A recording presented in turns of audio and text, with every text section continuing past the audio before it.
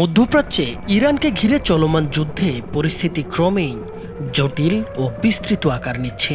যুক্তরাষ্ট্র ও ইসরায়েলের সম্মিলিত হামলায় ইরান জুড়ে এখন পর্যন্ত ২,০০০-এর বেশি বিমান ও ক্ষেপণাস্ত্র হামলার দাবি করা হয়েছে।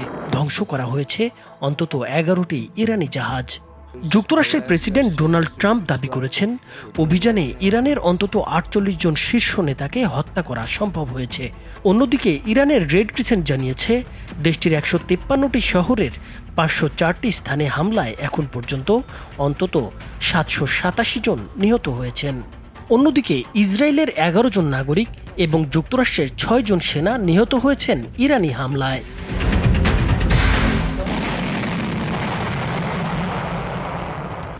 যুক্তরাষ্ট্র জানিয়েছে, এই অভিযানে তারা B-1, B-2 স্টিলথ, সর্বাধুনিক F-35, F-15, F-16 Falcon যুদ্ধবিমান ব্যবহার করছে।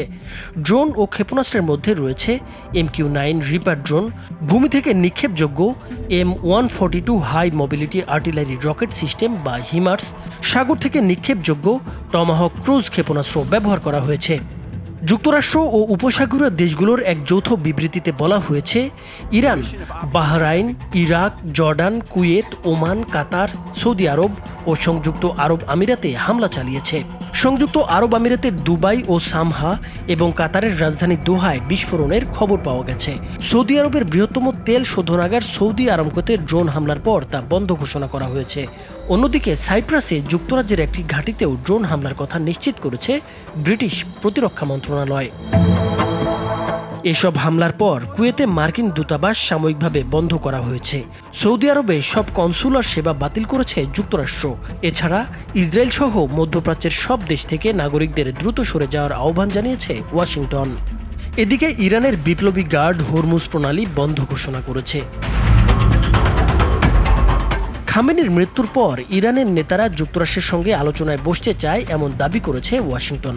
তবে ইরানের সুপ্রিম ন্যাশনাল সিকিউরিটি কাউন্সিলের সেক্রেটারি আলী লারজানি জানিয়েছেন, যুক্তরাষ্ট্রের সঙ্গে কোনো সমঝোতায় যাবে না ইরান। অন্যদিকে ইসরায়েলের প্রধানমন্ত্রী বেনিয়ামিন নেতানিয়াহু বলেছেন, তেহরানের ওপর হামলার মাত্রা আরও বাড়ানো হবে।